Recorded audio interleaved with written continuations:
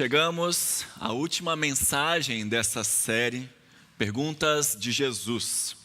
Uma série que tem sido muito desafiadora. Nós pastores temos comentado em nossos encontros, nossas reuniões, como tem sido bom para nós pregarmos sobre esses temas e amadurecermos, refletirmos nessas perguntas profundas de Cristo para os seus ouvintes. Ao longo dessas semanas, nós fomos confrontados, fomos consolados, fomos incentivados a crescer em nossa fé.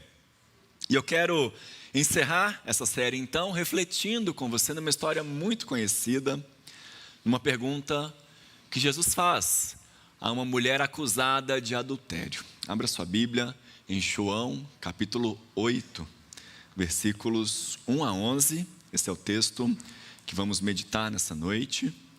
Evangelho de João, capítulo 8, versículos 1 a 11.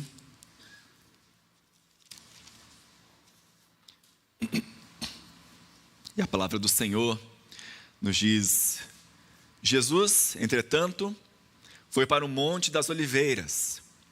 De madrugada, voltou novamente para o templo, e todo o povo ia ter com ele, e assentado os ensinava. Os escribas e fariseus trouxeram à sua presença uma mulher surpreendida em adultério, e fazendo-a ficar de pé no meio de todos, disseram a Jesus: Mestre, essa mulher foi apanhada em flagrante adultério. E na lei nos mandou Moisés que tais mulheres sejam apedrejadas. Tu, pois, que dizes? Isto diziam eles, tentando, para terem de que o acusar. Mas Jesus, inclinando-se, escrevia na terra com o dedo. Como insistissem na pergunta, Jesus se levantou e lhes disse: Aquele que dentre vós estiver sem pecado, seja o primeiro que lhe atire pedra. E tornando a inclinar-se, continuou a escrever no chão. Mas, ouvindo eles esta resposta, e acusados pela própria consciência, foram se retirando um por um, a começar pelos mais velhos até os últimos, ficando só Jesus e a mulher no meio onde estava. Erguendo-se Jesus, e não vendo a ninguém mais além da mulher, perguntou-lhe: Mulher, onde estão aqueles teus acusadores? Ninguém te condenou? Respondeu ela: Ninguém, Senhor. Então lhe disse Jesus: Nem eu tampouco te condeno. Vai e não peques mais. Vamos orar mais uma vez. Senhor, com a tua palavra aberta diante de nós, pedimos que o teu Espírito Santo continue falando ao nosso coração, assim como já tem feito até aqui. Que os nossos olhos sejam abertos para as verdades que o Senhor tem preparado para o nosso caminho. Oramos em nome de Jesus. Amém. Talvez algum de vocês conheçam o livro A Letra Escarlate, de Nathaniel Hawthorne, escrito ali por volta de 1660, 1670. Também tem alguns filmes desse livro. A história se passa numa comunidade puritana, muito rígida moralmente. E em determinado momento, uma mulher é pega em adultério. Ela é exposta publicamente, colocada diante de todos, e um dos seus castigos, uma das suas condenações, a obriga a carregar em sua roupa a letra A de adultério costurada, como um sinal visível do seu pecado. Todo mundo que olhasse para ela saberia. Todo mundo que olhasse para ela julgaria. Mas o que torna essa história ainda mais dura, ainda mais difícil, é que ela não é a única culpada. Há outras pessoas envolvidas nesse seu pecado, só que essas pessoas permanecem escondidas. Elas não são expostas, não são julgadas da mesma forma. E no fim das contas, aquela mulher passa a carregar sozinha uma culpa que na verdade não era só dela. Quando nós olhamos para o texto de João 8, de 1 a 11, a sensação é muito parecida. Aqui nós temos uma mulher que também foi pega em flagrante adultério, exposta diante de Jesus e diante de uma multidão ali no templo. Mas os seus acusadores Se esqueceram de que aqueles que estavam com um dedo apontado para aquela mulher, tinham 3 dedos apontados para si mesmos. A primeira coisa que eu quero que você observe nesse texto é que ele está entre colchetes aí na Bíblia.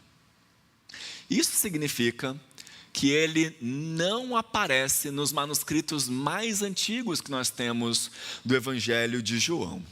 Além disso, poucos comentaristas nos 3 primeiros séculos fazem referência a esse episódio.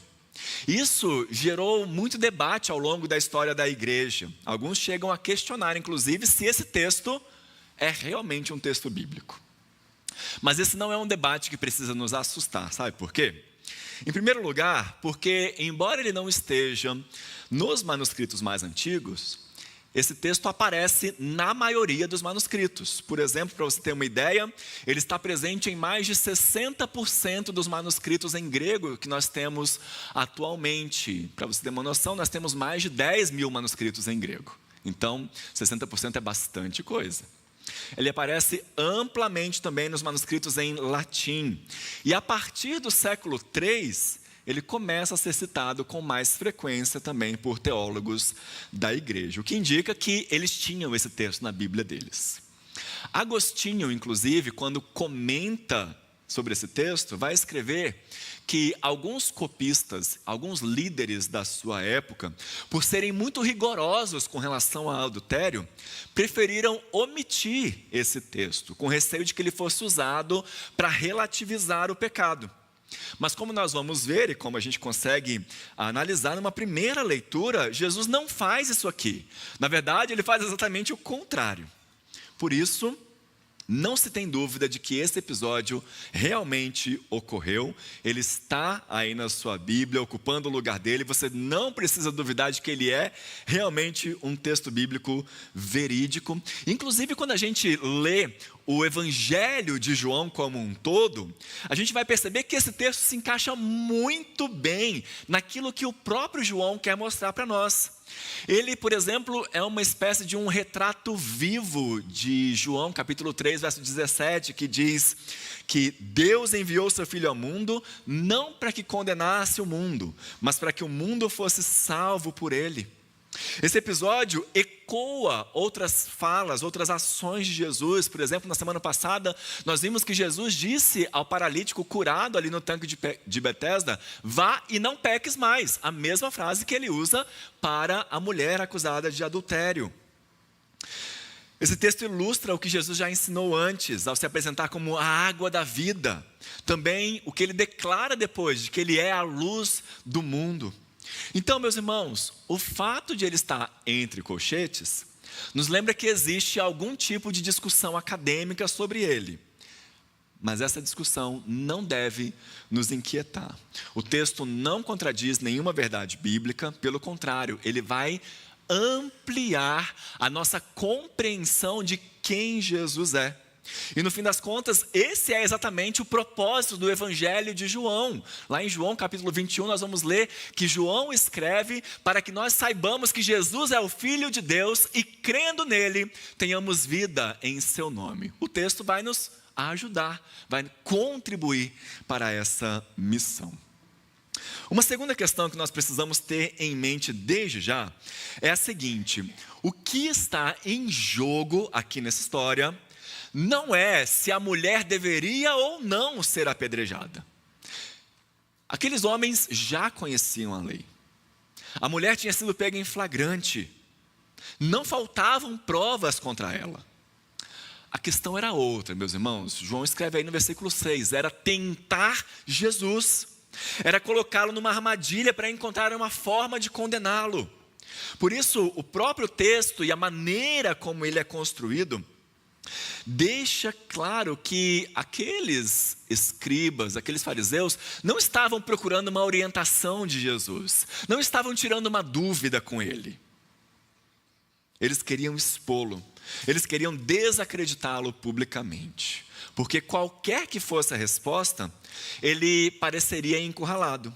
Se ele reafirmasse a lei, entraria em choque com a maneira como ele vinha agindo e ensinando. E se ele mantivesse a sua postura em relação aos pecadores e relativizasse, de certa forma, ali a aplicação da lei, poderia ser acusado de desprezar Moisés e corromper o povo.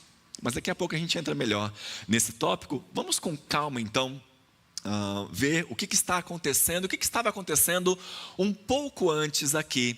João capítulo 7 está nos relatando o fracasso dos líderes religiosos em prender Jesus durante a festa dos tabernáculos. Os guardas que eles enviaram para prendê-lo voltaram de mãos vazias porque eles ficaram impressionados com a maneira como Jesus ensinava, com aquilo que Jesus dizia. Eles falavam: olha, nós não temos com o que acusá-lo, não temos de que acusá-lo, não podemos prendê-lo. E então, incapazes de prendê-lo à força, esses líderes recorrem a uma armadilha astuta e ao mesmo tempo até meio sinistra, para desacreditar Jesus. Eles conseguem pegar uma mulher em flagrante adultério e a levam até Jesus para ver o que ele iria responder. Mas como nós já começamos dizendo, eles não percebem que haviam vários problemas na própria armadilha que eles estavam montando. Primeiro, a própria lei previa que, ao testemunhar alguém prestes a pecar, a pessoa deveria se manifestar, deveria tentar impedir o pecado. Mas aqui acontece o oposto, aquelas testemunhas se calam.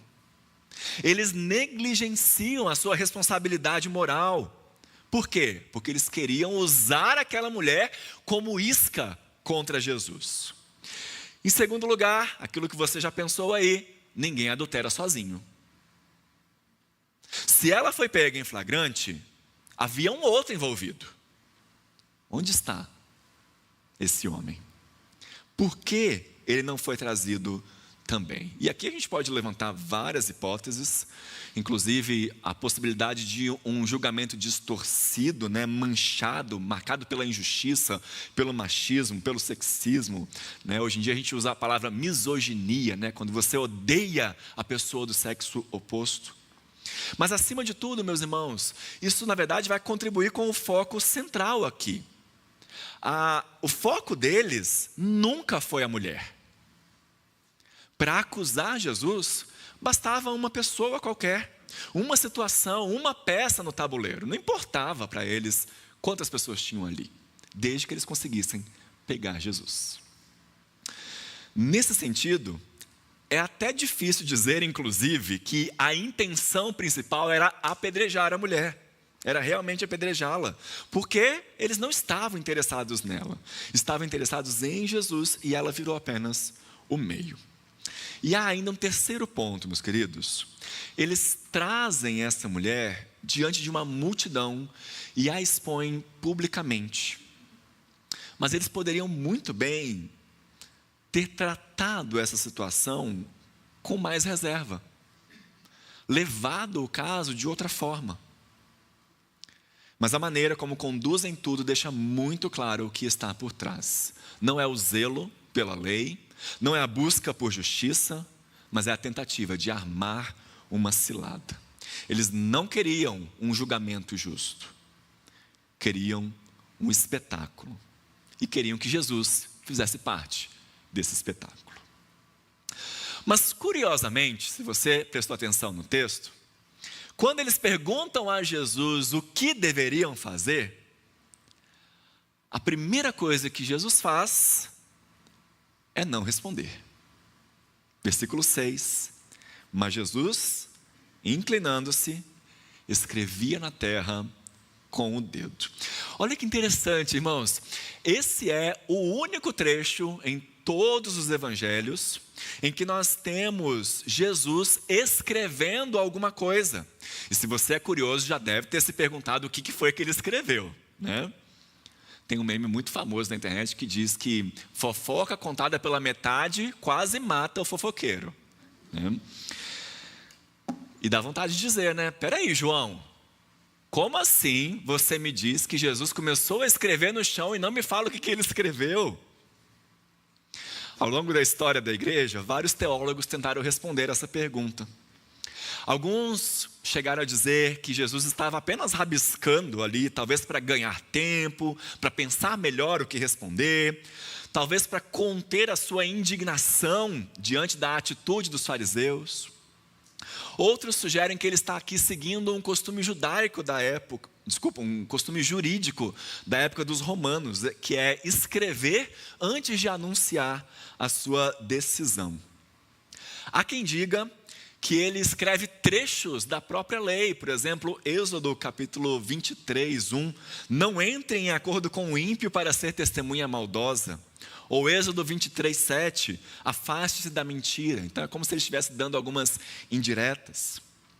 Outros vão relacionar esse episódio com um texto muito interessante do profeta Jeremias, citado pelo pastor Rodrigo hoje pela manhã, Jeremias capítulo 17, aquele capítulo bem conhecido que diz que enganoso é o coração humano.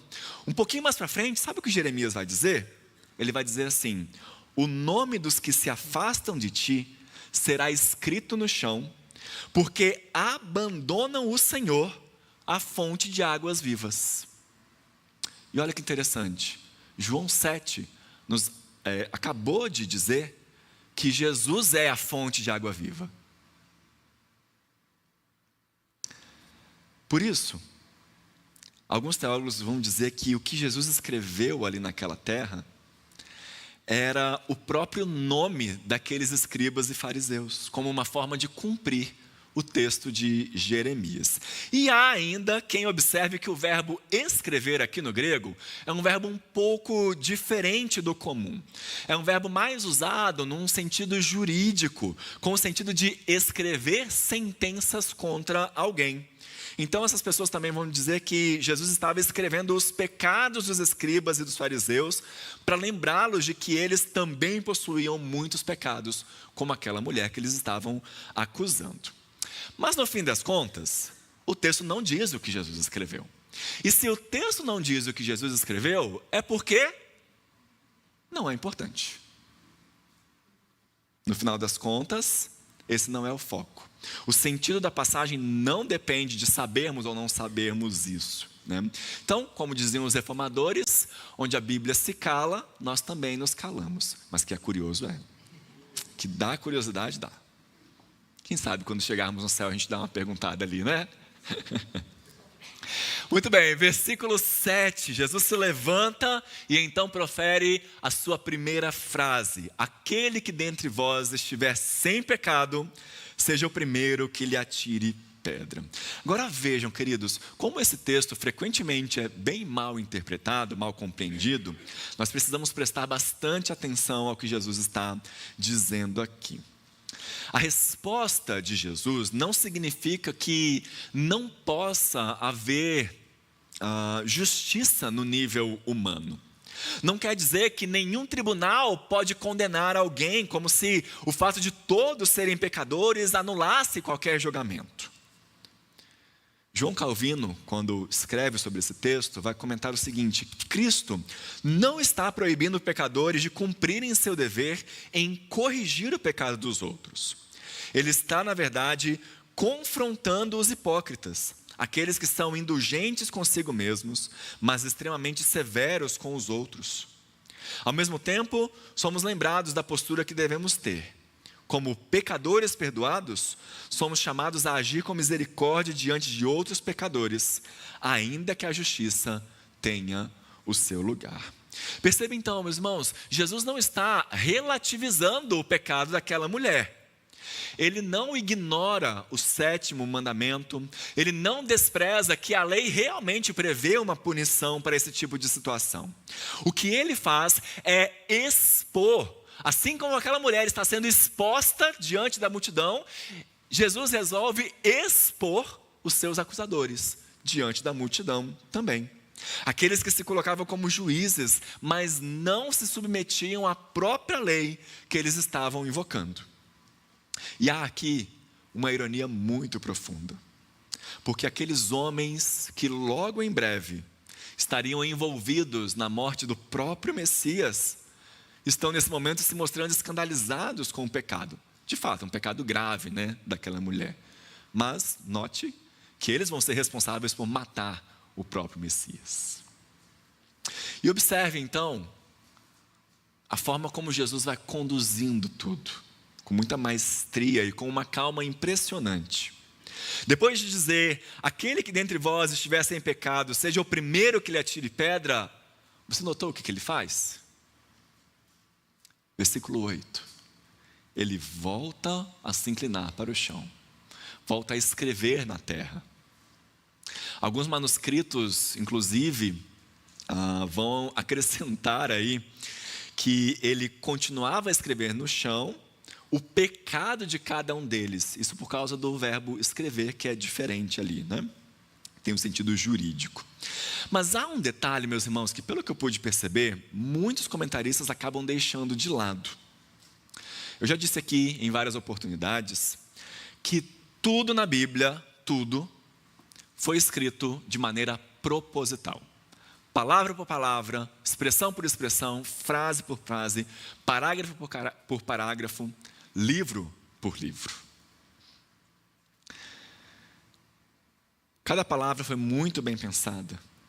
Cada frase foi propositalmente construída e tudo segue uma sequência lógica, intencional. E quando nós olhamos para esse texto aqui, me parece que João quer que a gente preste atenção às posições e aos movimentos de Jesus. Você viu como ele narra isso o tempo inteiro? Por exemplo, no versículo 2, Jesus está assentado, ensinando. É a posição de um mestre, a ordem, a calma, a autoridade legítima. No versículo 3, a mulher é colocada em pé, no meio de todos. Então ela não está ali mais para aprender, mas para ser exposta. A cena deixa de ser uma escola, deixa de ser ensino e vira um tribunal. Depois da pergunta dos escribas, no versículo 6, Jesus se inclina e escreve no chão. Ele se recusa a entrar no jogo imediato da acusação. Enquanto todos ali estão erguidos moralmente, prontos para condenar, Jesus se abaixa. Ele não participa da pressa em julgar. No verso 7, Jesus se levanta, e ele só se levanta quando vai falar. E quando fala, não responde à armadilha jurídica. Ele expõe o coração. Aquele que dentre vós estiver sem pecado, seja o primeiro que lhe atire pedras. No versículo 8, ele se inclina novamente. E essa inclinação dele é quase mais forte do que a própria fala, aquilo que ele vai dizer depois. Porque ele não pressiona. Ele não constrange diretamente, mas ele também não volta atrás, não retira o que disse. O silêncio de Jesus obriga cada um daqueles líderes a lidar com sua própria consciência. E aí vem o resultado no versículo 9. Eles começam a sair, um por um, até que não sobra ninguém. No verso 9, sobram apenas Jesus e a mulher no meio. Perceberam o movimento que acontece então? O episódio começa com uma multidão e com uma acusação pública, mas termina com um encontro pessoal. O meio, que antes era um lugar de exposição, agora é um lugar de graça. No versículo 10, então, Jesus se levanta novamente, agora para falar com a mulher. Se antes ele havia se levantado para expor os seus acusadores, agora ele se levanta para restaurar aquela que estava sendo acusada. E é nesse momento, então, que surge a pergunta que guia a nossa reflexão. Mulher, onde estão os teus acusadores? Ninguém te condenou? Agora sim, depois que os opositores foram confrontados, tiveram que lidar com a dureza do seu próprio coração, Jesus então começa a tratar diretamente com ela. Você já parou para pensar como aquela mulher deveria estar se sentindo diante de tudo isso? Provavelmente, ela estava envergonhada por ter sido apanhada em pecado, se sentindo culpada por saber que havia transgredido a lei. Ela foi exposta, colocada diante de um mestre, de uma multidão, sob o olhar de todos. Ela foi ultrajada, transformada em instrumento nas mãos dos religiosos. Ela estava amedrontada, esperando o desfecho daquela situação. Mas diante de Jesus, algo começa a mudar. Ela é tratada com dignidade. Jesus se dirige a ela. Ele fala com ela em público, algo que os homens daquela época não fariam, ainda mais com uma mulher acusada de adultério. E mais do que isso, aquela mulher experimenta perdão. Porque Jesus, meus irmãos, nunca trata as pessoas como ferramentas ou como meras coisas. Ele se importa com as pessoas. Ao longo do Evangelho de João, isso fica muito claro. No encontro de Jesus com Nicodemos à noite, no encontro com a mulher junto ao poço, com o paralítico junto ao tanque, Jesus cuida das pessoas uma a uma. Jesus as chama à restauração, como nós vimos hoje pela manhã, como ele fez com Pedro no final do Evangelho. Ele entende não apenas o tipo de situação, mas o indivíduo. Ele sabe o que está acontecendo nas nossas vidas individuais. Ele vê por trás da pretensão e lida conosco com graça e com verdade. Ele não era ingênuo com relação ao pecado dessa mulher, mas isso não o tornou insensível. Isso não o tornou frio. O que ele faz aqui então? Ele a encoraja. Ele diz: vai. Vai. O único que era sem pecado e que com razão poderia atirar a primeira pedra, justamente não faz. Com a autoridade de juiz, ele declara: vai. Você está livre. Volte a viver. Não carregue essa culpa como uma sentença definitiva. Mas Jesus não apenas liberta, ele também confronta. Ele diz: vai, mas não peques mais. O perdão de Cristo não é uma licença para continuar no pecado. É o início de uma nova vida. Por isso Jesus aqui não minimiza o pecado, mas abre o caminho para a obediência. Aquela mulher é transformada. Ela passa por um processo de conversão quando vê que não há mais acusação contra ela. Tanto é que, como ela chama Jesus, quando ele pergunta onde estão os seus acusadores, não há mais nenhum aqui, ela diz: nenhum, Senhor. Nenhum, Quírios. Aquele que antes estava assumindo o papel de mestre e poderia ser simplesmente chamado de mestre por aquela mulher, foi chamado e reconhecido como Senhor da sua vida. E por isso, esse que foi reconhecido como Senhor diz: vai e não peques mais. Vá, não há mais ninguém que te condene, nem mesmo eu. Ao perguntar àquela mulher: onde estão os teus acusadores? Jesus faz algo muito profundo. Ele mostra que o único que poderia realmente tirar a pedra nela, escolheu não fazê-lo. Não porque ela não merecia,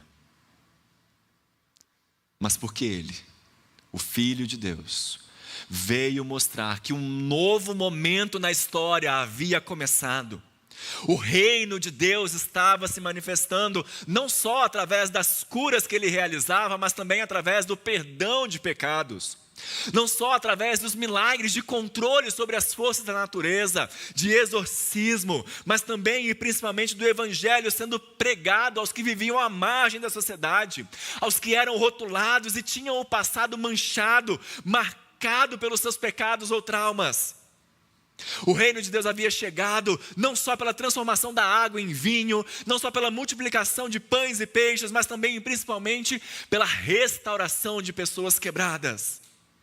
O único que poderia lançar pedra decidiu carregá-la sobre si, porque mais tarde ele mesmo, sem ter cometido pecado, seria exposto, julgado, humilhado, maltratado.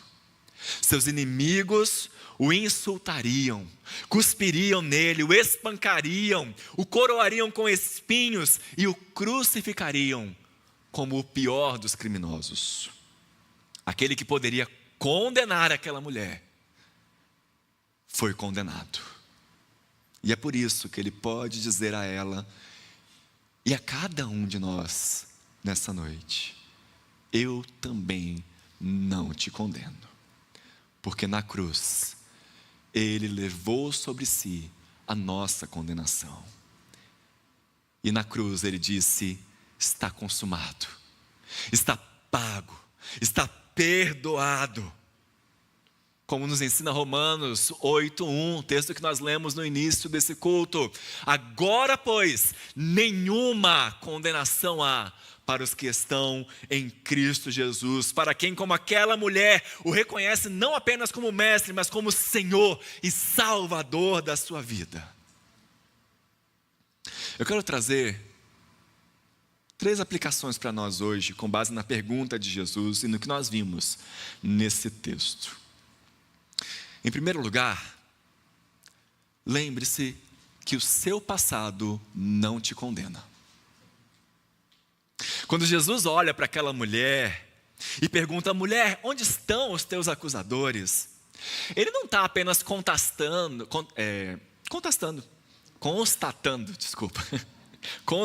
que a multidão foi embora. Ele está ajudando aquela mulher a enxergar uma nova realidade. Porque poucos minutos antes, a vida dela estava nas mãos de outras pessoas. Havia vozes ao redor, havia pressão, havia julgamento, havia gente pronta para definir quem era ela com base naquilo que ela havia feito, com base no pior momento da sua vida. Mas de repente, tudo isso some. Na prática, meus irmãos, nós sabemos que isso não é tão fácil assim, ou tão simples. Nós somos ensinados de que o nosso passado nos define, nosso passado nos condena. E sem perceber, a gente acaba vivendo como se isso fosse verdade, como se sempre houvesse algo a esconder, como se fosse preciso tomar cuidado o tempo todo, com medo de que as pessoas descubram quem nós somos, com a chance delas passarem a nos tratar e nos definir a partir disso. Isso aparece muito na vida real. Na culpa por um casamento que não deu certo, na vergonha de uma fase marcada por vícios, em decisões que você tomou e gostaria de esquecer, de apagar da sua mente. E muitas vezes, mesmo depois de buscar a Deus, essa sensação continua. Parece que a gente é definido por aquilo que a gente fez. Mas é exatamente aqui, meus irmãos, que a pergunta de Jesus confronta cada um de nós. Cadê eles? Quem ainda tem o direito de te condenar? Porque o único que poderia com justiça te condenar, decidiu não fazê-lo. E não porque o seu pecado, o seu passado foi pequeno, mas porque ele decidiu lidar com esse passado de forma definitiva. Ele decidiu lidar com esse pecado de forma definitiva. Por isso, quando a Bíblia diz que nenhuma condenação há para os que estão em Cristo Jesus, isso não é teoria, isso é uma realidade grandiosa para a nossa vida. O pastor Jeremias Pereira, lá da 8ª Igreja de Belo Horizonte, diz o seguinte sobre esse texto: olha, o seu pior passado pode virar o seu melhor testemunho. O seu pior passado pode virar o seu melhor testemunho. Se a sociedade ensina que o seu passado te condena, Jesus ensina o contrário. O seu passado pode até fazer parte da sua história, pode marcar um pouquinho quem você é, mas ele não tem autoridade mais para te condenar. Então a pergunta que fica para nós nessa noite é: se não há mais a acusação, por que continuar vivendo como condenados? Em segundo lugar, Jesus não te condena, mas ele também não relativiza o seu pecado. Mais uma vez, Jesus não termina dizendo: eu também não te condeno. Ele acrescenta: vai e não peques mais. Ou seja, ele não livra aquela mulher dos acusadores para que ela volte a fazer exatamente, que ela volte exatamente à mesma vida de antes, a mesma vida que a trouxe até ali. E isso nos confronta, meus irmãos, porque muitas vezes é possível ouvir que não há mais condenação e ainda assim continuar nos mesmos erros, nos mesmos padrões de antes, voltar para os mesmos relacionamentos destrutivos, alimentar os mesmos hábitos escondidos, insistir em pecados que já trouxeram tanta culpa sobre nós, como se aquela graça que nós recebemos ali fosse apenas um alívio momentâneo e não o início de uma nova caminhada. O Evangelho, meus irmãos, não permite essa separação. O próprio apóstolo Paulo também vai falar sobre isso em Romanos capítulo 6. Nós permaneceremos no pecado para que a graça seja mais abundante? De modo nenhum. Porque quando a graça realmente nos alcança, ela não apenas remove a nossa culpa, mas ela muda a direção da nossa vida. Por isso a pergunta de Jesus: onde estão os teus acusadores? Não serve para nos deixar confortáveis com o nosso pecado, mas para nos libertar dele. Se não há mais acusação, então não faz mais sentido continuar vivendo como réus, repetindo os mesmos erros, andando nos mesmos caminhos. O verdadeiro arrependimento começa aqui, meus irmãos. Não é apenas um sentimento de culpa, nenhuma confissão momentânea, mas é uma mudança real de direção, uma decisão de abandonar aquilo que nos afasta de Deus. A graça não é uma desculpa para permanecermos no pecado, mas é a força que Deus nos dá para sair dele. E por fim, ao ler esse texto, busque sempre pensar: onde está você nessa cena? Quando tudo termina, nós vemos que o cenário é completamente diferente do início, né? A multidão desaparece, as pedras já não estão nas mãos de ninguém, as vozes que antes acusavam se calaram. E no lugar daquele tumulto todo, resta apenas uma cena simples, quase silenciosa. Jesus e aquela mulher ali, um diante do outro. É nesse momento que Jesus faz a pergunta que nos conduz a toda essa história: mulher, onde estão os teus acusadores? Essa pergunta não é apenas para aquela mulher. Ela é uma pergunta que nos puxa para dentro dessa cena. Porque no fundo, meus irmãos, todos nós nos reconhecemos aqui em algum lugar. Há momentos que nós nos vemos cumprindo o papel daquela mulher, quando a vida nos expõe, quando não há mais como sustentar uma imagem, quando a consciência pesa e tudo que nos resta é ficar ali, sem defesa diante de Deus. Mas também há momentos em que nós nos aproximamos da atitude daqueles homens. Quando nós nos colocamos numa posição confortável, observando, avaliando, julgando, como se nós estivéssemos em pé, enquanto outros estão ali no chão. E o que esse texto faz com muita força é nos tirar desses lugares. Ele não nos deixa fugir para a culpa, como se a nossa história estivesse encerrada pelos nossos erros, mas também não nos permite permanecer na posição de quem acusa, como se nós estivéssemos acima daquilo que nós condenamos. No fim, o convite é para que a gente ocupe o único lugar possível, que é diante de Jesus. Sem a multidão, sem a comparação com os outros, sem justificativas que nos protejam. Apenas nós e Ele.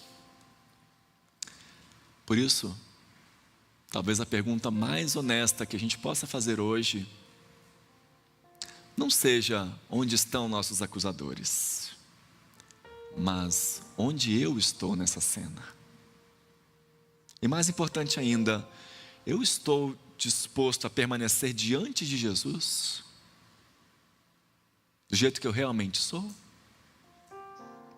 Porque é ali, aos pés de Cristo, que a vida começa a ser transformada de verdade. Ao longo dessas semanas, meus queridos, nós fomos confrontados, como nós já falamos aqui, por perguntas que não ficaram apenas no passado, mas continuam nos alcançando hoje. Perguntas que fazem parte da nossa rotina, que desmontam nossas defesas e nos obrigam a olhar para dentro. Por que tens medo quando a vida sai do nosso controle? É lícito fazer o bem ou o mal quando nos acomodamos na omissão? Queres ser curado quando nos acostumamos com aquilo que nos paralisa? Para que vieste quando perdemos o sentido do nosso caminho? Tu me amas quando nossa fé se torna apenas discurso? Onde estão teus acusadores quando precisamos encarar de uma vez por todas o que fazemos com a graça que nos alcança? Perceba que nenhuma dessas perguntas pede apenas uma resposta verbal.